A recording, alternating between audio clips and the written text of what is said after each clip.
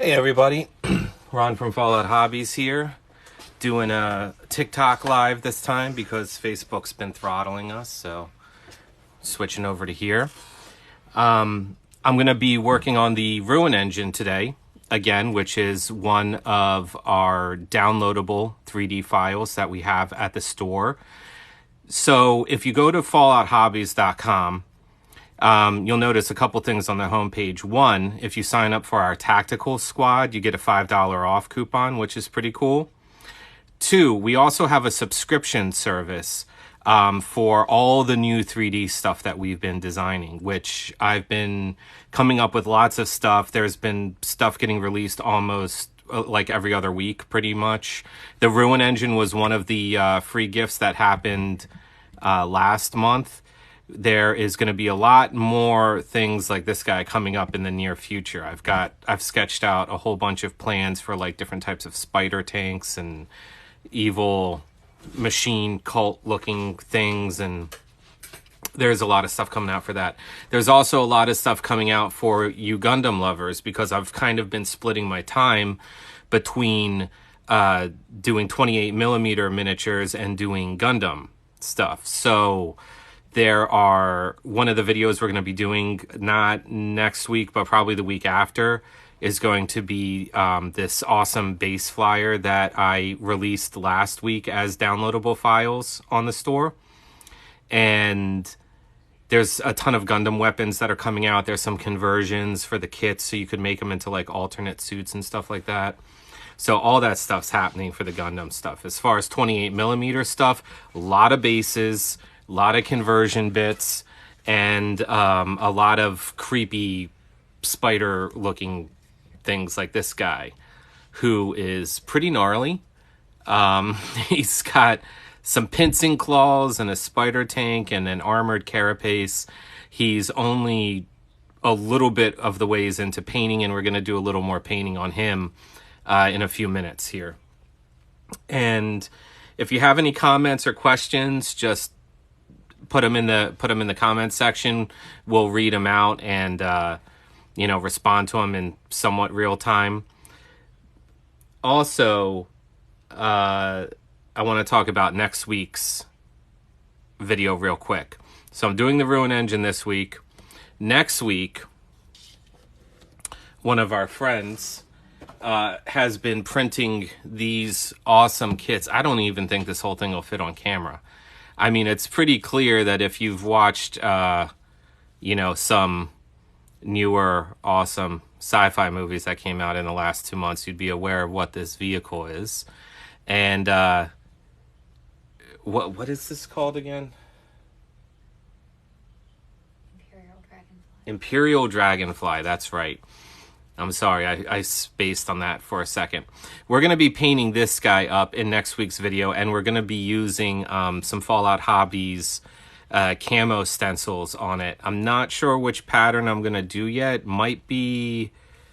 It's not going to be digi camo. It might be traditional camo, or it might be the hex camo. Not sure yet, but I definitely am leaning towards doing this in a cool desert kind of camo scheme with some weathering on it and whatnot. So that's going to be next week's video. This guy might take 2 videos to do. So next week's video will at least start the camo pattern process, and then maybe go into weathering and stuff in another video. But pretty excited about doing this guy up. There we go.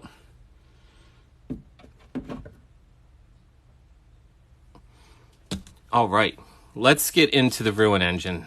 This video for today, last time I did a video on this guy a few weeks ago, we had used masking to create the caution stripe pattern. And some of the caution stripe pattern around them I've been painting by hand, like this area down here and up here. But we need to do the trim work too. So the way I'm doing the trim work on this is I'm painting the caution stripe pattern first, and then I am using Vallejo liquid mask, which is basically latex more or less. It's liquid latex, but it's got you can tell where it is. It's got kind of like this bluish glow on it. So I brushed it. Don't mind the airbrush compressor. I brushed it into the recesses of where I want to mask off the caution striping. And today, I'm going to airbrush the gold trim all around here on these two sections. So I'm going to remove some of these weapons because they're kind of superfluous right now. Don't need them for what we're doing. Same with this back engine piece. Some of these pieces are fairly delicate. So I haven't glued them in yet because I don't want them to get too chipped up before the end. Like some of these pieces are a little bit on the delicate side, so I didn't want to get them messed up just yet. And, you know, here's the lower hull. So that's kind of a separate, this is a separate paint job than that, etc. So it'll all come together in the end. But for now, let's get on to this. So I'm going to do, here, let me just move a few things off to the side so they don't get sprayed on. It's simple to do this, but you got to follow the steps the right way. We don't need the liquid mask anymore because we already did this. I will be liquid masking the armor down here when I repeat this process on the legs. But for right now, we're just focusing on over here. I haven't painted anything else yet on this guy other than a simple base coat of gunmetal. And there's a reason for that because, you know, I'm kind of going to have to get in here by hand and do some touch-ups. But I'm just trying to do a couple of the bigger areas with airbrush first before I do any of the hand stuff. I will, however, just to save a little bit of time, I think I'm just going to quickly cover this head up so I don't get gold all over the side of the head. I mean, the head's going to get repainted anyway, but I just don't want to get any gold on the side of the head. And I'll probably do the same thing for the battle cannon.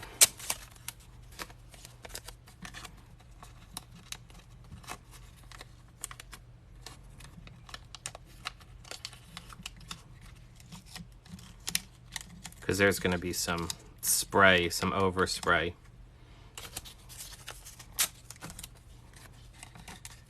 There we go. Okay, that's good enough for now. Because the rest of this section is going to get repainted anyway after the airbrushing. So the liquid mask, like I said, was brushed into the areas, the recess areas here. Now, it's easy to peel off. And once we're done painting, I'll be able to kind of use like a rubber paintbrush type tool to peel it off, which I have over here off to the side. So you'll see that towards the end. But let's just get into it real quick. Now, painting metallics, for those that are aware, most metallic paints are not terribly opaque. So if you're trying to get a more even-toned metallic effect, a good thing to do is to paint a flat, non-metallic color underneath of it as like a base color. So since I'm doing gold, metallic gold, what I want to do underneath of it is kind of like a light brown. You could see tone-wise, it's very similar to the gold, but what the light brown will do will even out all the dark areas here so that when I spray the gold over top of it, it doesn't look as splotchy or doesn't look as runny. So let's just do a quick coat of this brown over all the areas where the gold will be.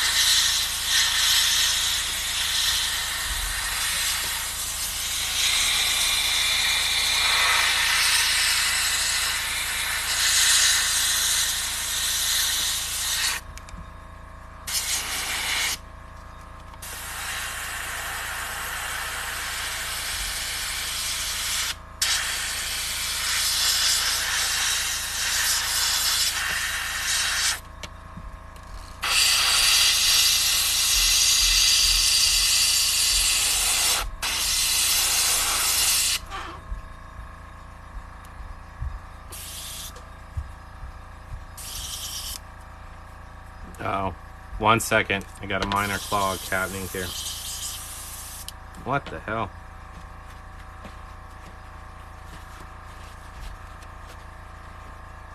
I cleaned the airbrush out right before the video too.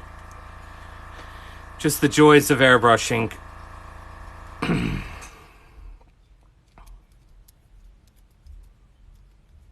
It's like the joy of painting from Bob Ross, but it's called the joy of airbrushing, and it's just people yelling at their airbrush.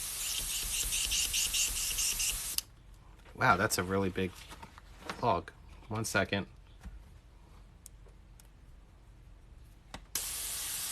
There we go. That got it.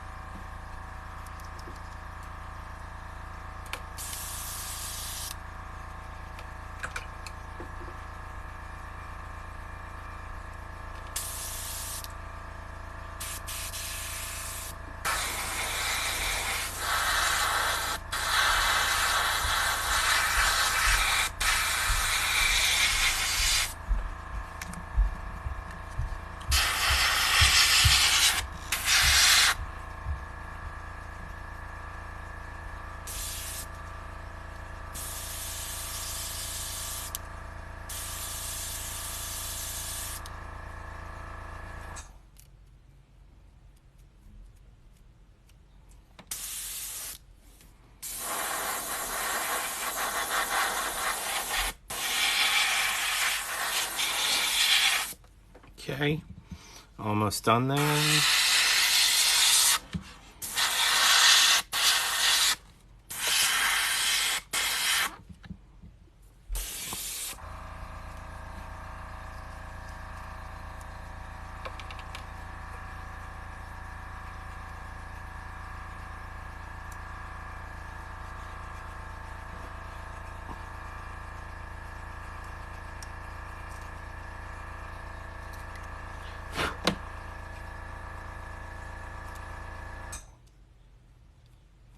It seems there must have been like a glob of dried paint that got stuck in the tip of the airbrush, probably from when I was cleaning it.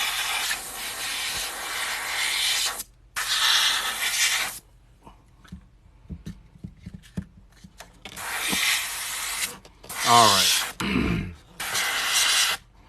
That's a pretty even coat, I would say.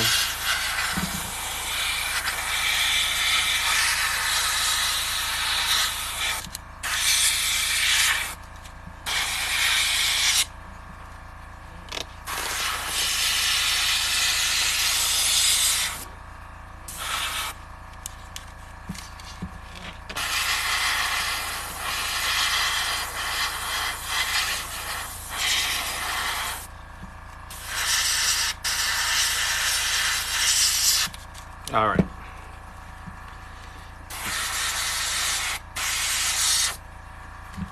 Let's let that dry for a moment. I'm going to wash the airbrush out, then we're going to switch to the metallic gold.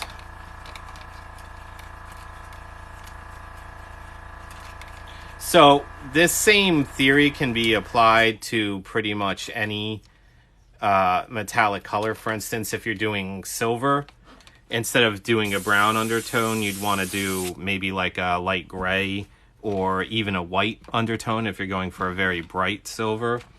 If you were doing, say, gunmetal, and the gunmetal paint was a little bit translucent, like all metallic paint is pretty much translucent, then you could go for like a darker gray undertone. You just kind of want to match the undertone color to the hue of the paint. of the metallic paint rather, to be clearer. Okay, now let's get the gold out. All right, airbrush is clean.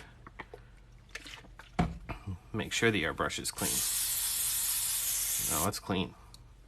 Just turn that pressure down there a little bit. Okay, metallic gold. Let's get that good and mixed up. I know some people have like paint mixers and stuff like that. They are good when you have stubborn paint, but I like to shake the paint because it gets my aggression out. I just feel if I go a little, like how Bob Ross used to smack the easel with the brush. It's kind of like that. All right, big gold. Here we go.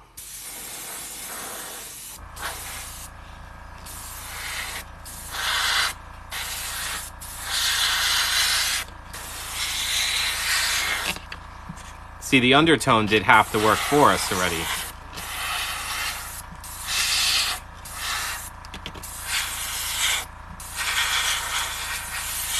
Now look at how nice and uniform that gold is looking.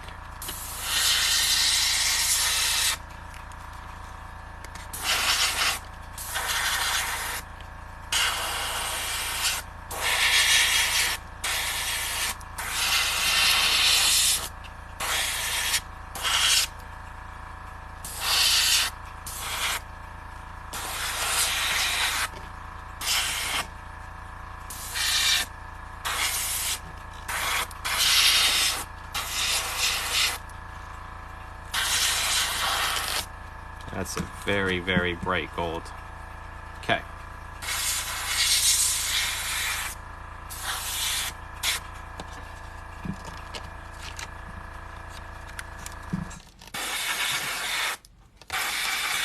Okay. Whoa.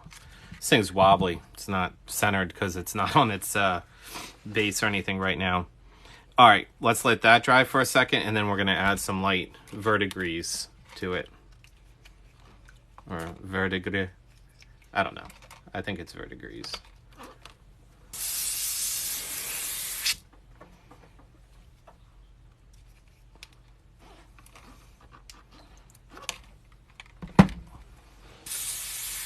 All right, I'm just cleaning out my airbrush. I think we're actually done with the airbrush. If I can think clearly right now, I think we are. So I'm going to turn my compressor off so you don't hear it in the background anymore. All right, let's mix up a good verdigris while this is drying. So Army Painter has some really nice D&D colors. This is their Xanathar blue. And it's a pretty good verdigris color, except it needs like a dab of green. Now, so I like the GW oxide color, but I feel that it's not blue enough. And that's just a very minor nitpick because, you know, I've seen some verdigris that's very blue. And I mean, that really depends on the amount of, you know, copper and whatnot that's oxidizing in it. So I'm mixing Xanathar blue with Scorpion Game Air Scorpion green, or a Scorpiona green, rather. I'm making my own mix here. Ooh, that was way too much green. That needs some more blue in it. There we go.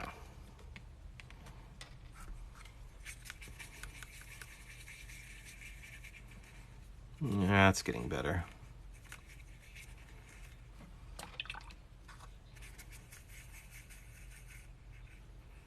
Just a little more blue, I think. We'll do the trick.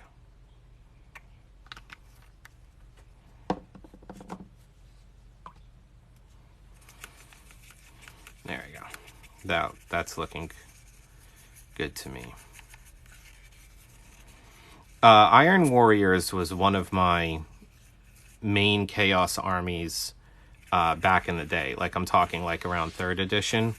So when I designed this Ruin engine, I immediately thought, like, well, I got to paint this Iron Warriors just to be like a little bit retro with it.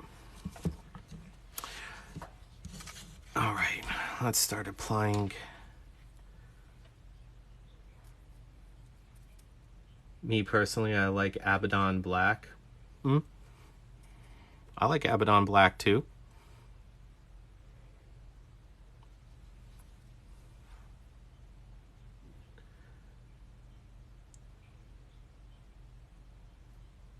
Vardon 40K. Hey man, how you doing? Sorry, I'm just like looking through I'm taking a minute to look through the comments right now and read everyone's stuff. What's up, guys? Thanks for coming by and checking out the live stream. Like I said, we were doing these on Facebook, but Facebook's kind of been throttling things lately and hasn't been the best platform for us for certain stuff. And what we working on? Oh, we're working on the Ruin engine, which is one of the STL downloadables that we have in the store. So you can pick up the files from us and then print it up if you have a 3D printer at home or if a friend has a 3D printer. And it's a pretty crazy kit. I mean, some of it you can't see right now because it's masked up, but it's a whole spider tank looking thing that's pretty nuts. This is a battle cannon and this is a head, the two things that are taped up. Nice.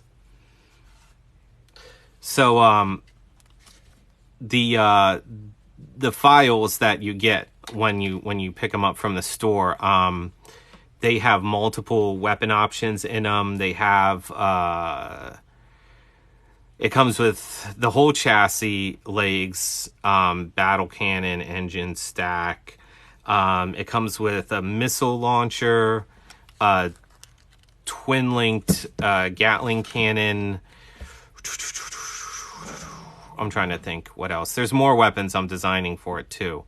It's got the melt cannon, missile pods, flame cannon, twin-linked Gatling cannon. I'm drawing a little bit of a blank on it, but I know that there's another weapon option that's in there. And then I am adding more weapon options down the road. I'm also going to be doing variants of this. I don't know if I'm going to do every Chaos God, but I'm definitely going to do a Nurgle variant of this sometime in the near future, which I'm excited about as well because Nurgle is like one of my second favorite Chaos deities. And like I was saying earlier in the beginning of the live stream, I'm working on a lot of different Chaos, well, not Chaos, but evil machine cult, let's call it that. Evil machine cult type vehicles. There's going to be a lot of, spider tanks. There's going to be some things that are more like knight-sized,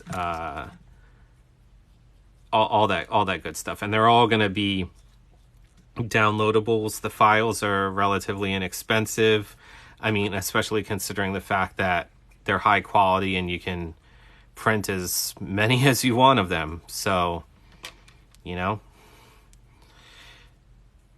adding a little bit of water just in some areas so I can let more of the gold shine through. In case you've been wondering what I've been doing the whole time here that I've been yammering on. Now, keep in mind, once this verdigris dries, we're going to peel the liquid mask off of here, and it should reveal the caution striping.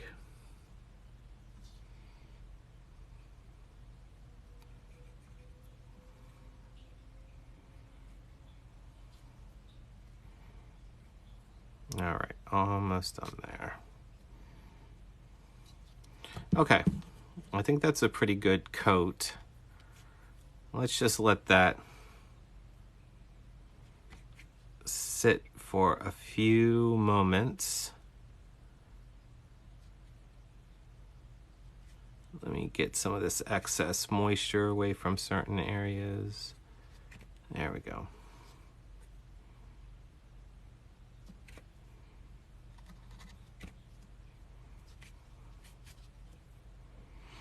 In case anyone's wondering, I always put black paper down behind my project area because I like to use it kind of as like a palette.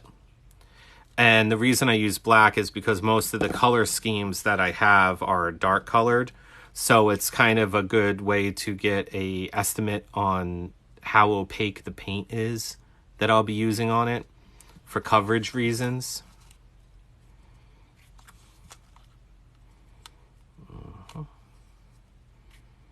Just a couple drippy areas here.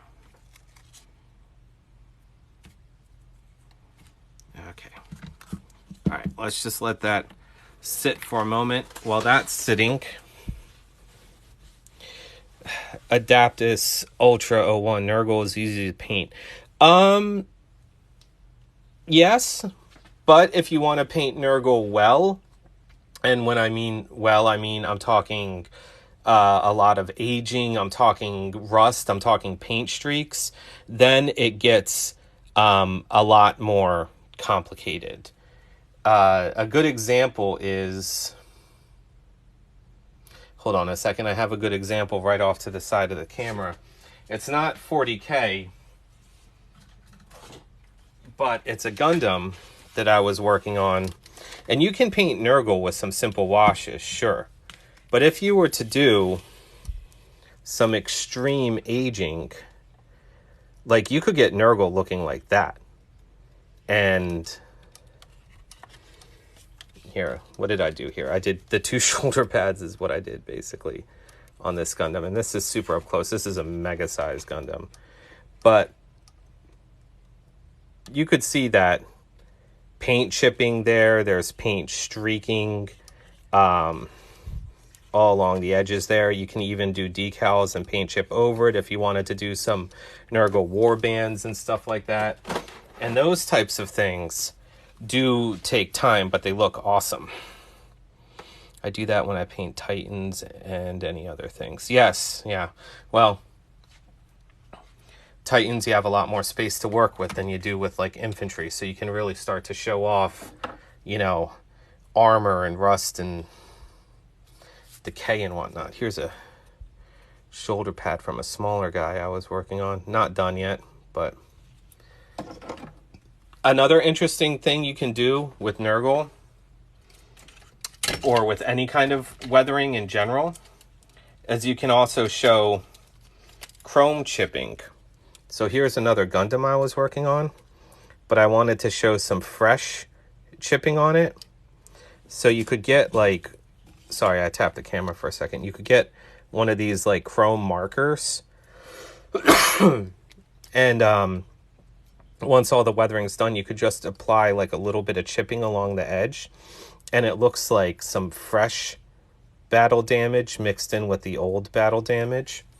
Like as if it's still getting dinged up and it's freshly exposed metal that is about to rust. And I think that always works out pretty well. This will be dry in just a minute and we can peel the paint mask. So don't worry, I'm not done with it. I just gotta let it dry for a moment. And I gotta grab a brush that I can use for peeling it. I have these rubber brushes that you can use for sculpting, rubber tipped ones. You can get them in any craft store, but they're good for peeling off the paint mask stuff. So we'll be doing that in a moment. And I got one that's a little bit more fine tipped. It's got a smudge on it. So we'll get to that in a minute once that's dry. Also, I'm going to talk again about next week. We're working on this Imperial Dragonfly print that is available from our friend's store. And we're going to do a cool like desert scheme camo pattern on it. Jesus, the wings just tapped the camera. I'm sorry, these wings are like incredibly long. So I'm trying to kind of like navigate this thing underneath the camera without hitting everything. It's got some really nice detail in it. So we're going to do a cool desert scheme pattern on that. Probably using the hex mesh camo pattern that we have. All right. Let's get back into this. Now, it's not fully dry, but I kind of want to get this video moving, and it's okay if some of the verdigris gets on the caution striping. In fact, it'll look a little bit more believable. I gotta kind of like get underneath of it and break that seal. There we go.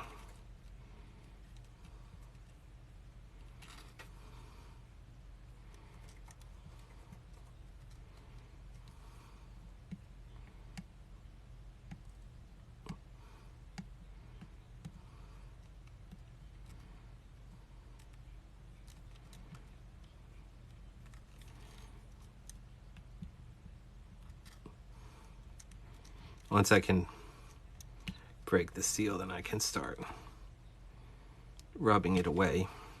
Maybe let me start down here. There it is. Come on.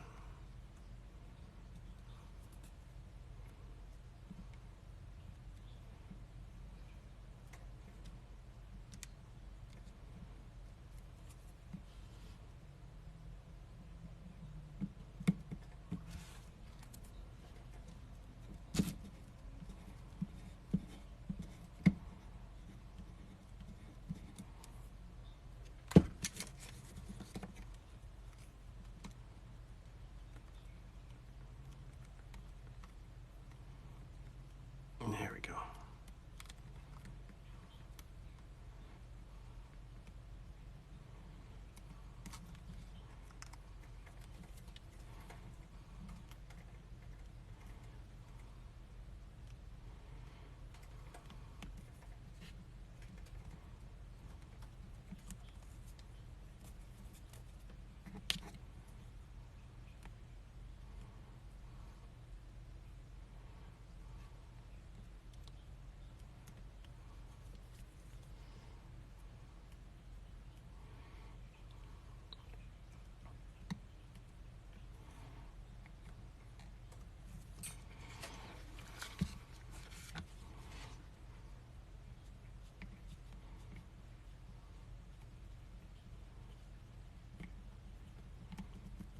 Okay. Well, this is going to take forever, clearly, to do this. Because I got to kind of like rub all this off. But you can see you use the flat edge there. And you can kind of push the liquid mask away. And it starts peeling off. Kind of like when you were a kid and you would like put Elmer's glue on something and then peel it off. Kind of like that. So I just got to keep working at it, and it's exposing the caution striping underneath. And then there'll probably be another mask that goes on top of it, but I don't want to do that until I have all of this stuff cleared off of it. Which is going to take some time. But I'm not going to bore you guys with watching me peel paint mask for a half an hour. So, long story short, we did the brown color as an underlay on it. Then we sprayed the gold, and then we mixed up our own verdigris. And now I'm just kind of peeling paint mask for a while. So I'm going to photograph this after the paint mask is peeled off and post that up so you guys could see what that looks like. But I'm not going to bore you with me doing this for like a half an hour and just trying to get rubber out of corners of Chaos Stars, because that's going to take way too long. But check it out. We're going to do another live stream next week, and we're going to be working on that Imperial Dragonfly vehicle. We also got some Gundam stuff coming up, so there's going to be a lot of stuff happening in the near future. And once again, check out FalloutHobbies.com. $5 off when you sign up for our tactical squad. It's on the homepage. Also, our subscription service is on the homepage, which is, if you're into 3D printing your own stuff, it's a really good option to check out. There's new stuff being posted every couple weeks. Lots of bases, lots of Gundam stuff, lots of conversion bits, and more things like the Ruin Engine coming up soon. And also check out the 3D printables section of FalloutHobbies.com. We have a lot of our older stuff on there that's still pretty cool, pretty useful. The Ruin Engine's on there. And it's a lot of cool stuff if you're into 3D printing and customizing your own armies. So have a good one, and I will talk to you guys later.